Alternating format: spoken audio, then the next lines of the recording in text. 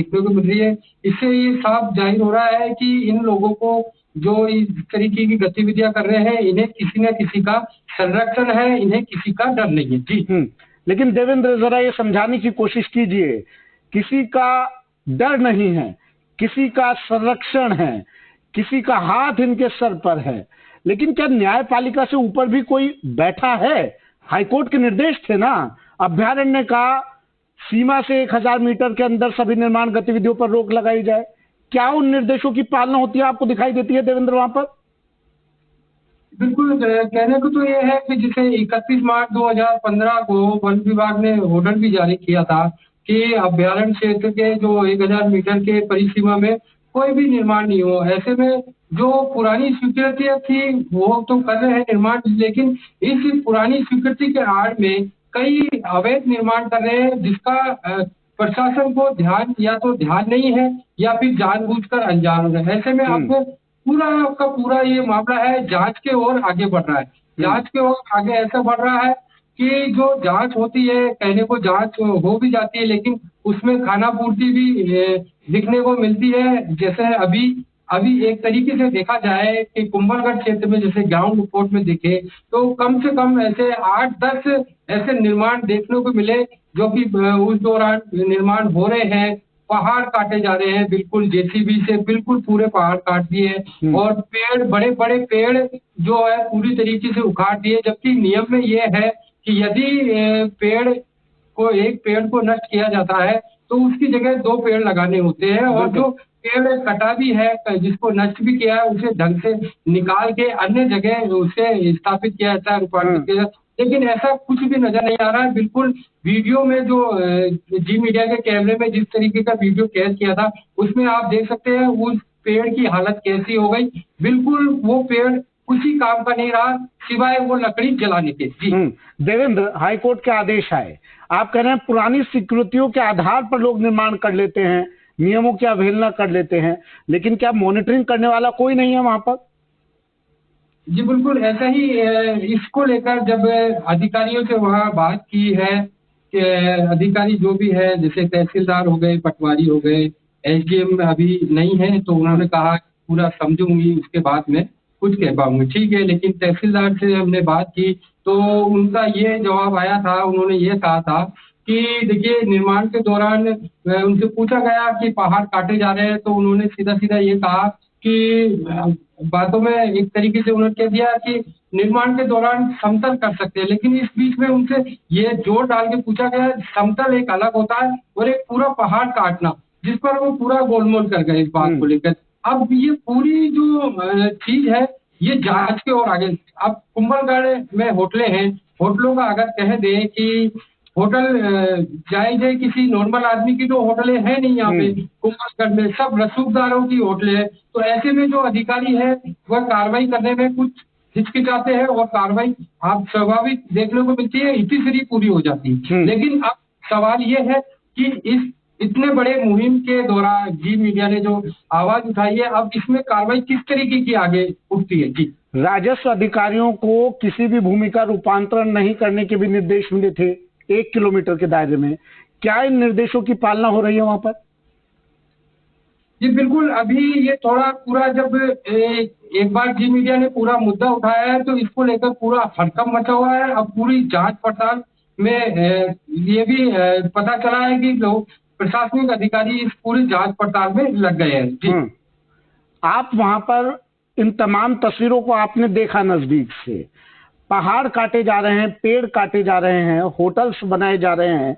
वहां पर खबर ये भी आ रही है देवेंद्र कि यहाँ पर जिम्मेदार अधिकारियों के तबादले हो जाते हैं और फिर उसी ढर्रे पर नया अधिकारी चलने लगता है। क्या आपकी बात हुई जिम्मेदारों से, एसडीएम साहब से, क्या कह रहे हो? जी बिल्कुल, आपको बता दूं अभी जो वर्तमान एसडीएम है अंशुल आमेरिया जी है, जो इन्होंने अभी 15 दिन पहले ही ज्वाइन किया, लेकिन इनसे पहले जयपाल सिंह राठौड़ एसडीएम थे यहाँ कुंभलगढ़ में, जिन्होंने इस प्रकृति को बचाने के लिए काफी काम किया और लंबे समय तक वो यहाँ रहे भी। एक कुंभलगढ़ में एक लाखेला तालाब है जो अगर देखा जाए तो वहां पर जो उसका पानी का सैंपल अगर लेते हैं तो उस लाखेला तालाब का पानी का सैंपल दावे के साथ कहा जा सकता है कि वह पूरा का पूरा पानी खराब है। इसको लेकर प्रदूषण विभाग के अधिकारियों से भी बात की थी कि लाखेला तालाब में जो होटलों का है, आसपास होटलों का है पानी आ रहा है, तो उसको लेकर उन्होंने यह भी कहा, गांव वालों ने कहा थी कि इन होटलों का पानी इस लाखेला तालाब, इसको लेकर प्रदूषण विभाग के अधिकारियों से बात की तो उन्होंने कहा जरूर सैंपल लेंगे। अब वो सैंपल कब लेते हैं और उनकी कार्रवाई आगे कब बढ़ती है या फिर वो भी नोटिस देके। हाँ, और एक ये भी है कि इसमें जैसे कार्रवाई के नाम पे नोटिस भी दिए जाते हैं, लेकिन उन नोटिसों का क्या आगे कार्रवाई रहती है इनका कोई अता पता नहीं रहता। जी हाँ, एक बार देवेंद्र जरा फिर से बताइएगा, एसडीएम साहिबा से आपकी बात हुई अंशुल आमेरिया जी से, उनके क्या शब्द थे? पल्ला झाड़ती हुई नजर आई वो भी? जी बिल्कुल, देखिए उनका ये साफ ये कहना था कि मुझे आए हुए 10 से 15 दिन हुए हैं, जो आपने जो ग्राउंड रिपोर्ट तैयार करी उसको लेकर पूरी जांच की जाएगी, अगर कोई नियम तोड़ता है तो उनको नियमों की पालना करवाई जाएगी। अच्छा देवेंद्र जरा समझाइए, मान लेते हैं एसडीएम साहिबा सही हैं, 10 से 15 दिन हुए हैं उन्हें ज्वाइन किए हुए, लेकिन क्या ये संभव है कि पुराने एसडीएम जब जाते हैं तो नए एसडीएम को पूरे कार्य के बारे में विस्तृत जानकारी देकर जाते हैं? ऐसा ना हुआ हो, क्या ये संभव है देवेंद्र? और या फिर एसडीएम साहिबा यहाँ पर आई, कुर्सी संभाली और उन्होंने यहाँ की समस्याओं से बिल्कुल वास्ता नहीं रखा, उन्हें जानने समझने की कोशिश नहीं की, ऐसा संभव लगता है देवेंद्र आपको? नहीं, देखिए उनकी बातों से जो लगा था, अंशुल आमेरिया जी एसडीएम आई है, उन्होंने कहा कि पूरी जांच पड़ताल की जाएगी और नियमों की पालना की जाएगी। जब उनसे गंभीरता से पूछा गया कि चलिए ये निर्माण का आप देख के स्वयं आप जाएंगे, लेकिन जो अभ्यारण्य क्षेत्र के जो कुंभलगढ़ एक अभ्यारण्य है, यहाँ पर होटलों में। अच्छा देवेंद्र एक बात तो बताइए, ठीक है लीपा पोती करते नजर आ रहे होंगे तमाम अधिकारी, समझ सकते हैं हम, आप सवाल पूछते जा रहे होंगे और उस सवालों को टालते नजर आ रहे होंगे। मुझे ये बताइए, जंगली जानवरों के संरक्षण के लिए तो सरकार कई अभियान चला रही है, मुहिम चला रही है, लेकिन क्या इन गतिविधियों से उन जंगली जानवरों को खतरा नहीं होगा? ये पूछा आपने एसडीएम साहिबा से? उनके संरक्षण के लिए आप क्या कर रही हैं मोहतरमा, ये पूछा आपने?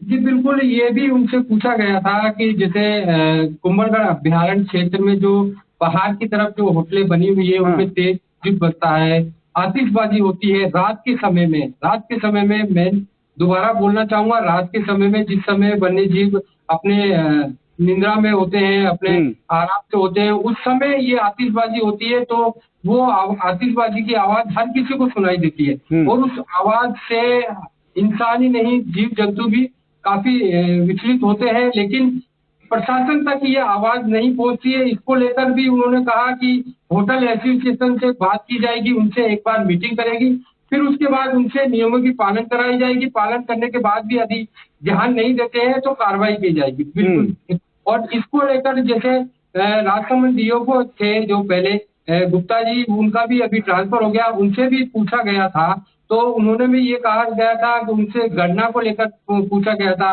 पैंतरों की, जानवर, तो उन्होंने एक हैदराबाद की जो साइंटिस्ट टीम थी उनका आने के लिए कहा गया था और जो कैमरा कैप्चर लगाने की भी बात कही थी, लेकिन अब उनका ट्रांसफर हो गया है, अब के नए अधिकारी ने ज्वाइन कर लिया है, अब उनसे भी यही चीज आगे की पूछी जाएगी। जी ठीक है, चलिए शुक्रिया देवेंद्र, आप नजर इस पूरे मामले पर बनाए रखिएगा और हम लगातार इस मामले को यूं ही प्रमुखता से उठाते रहेंगे।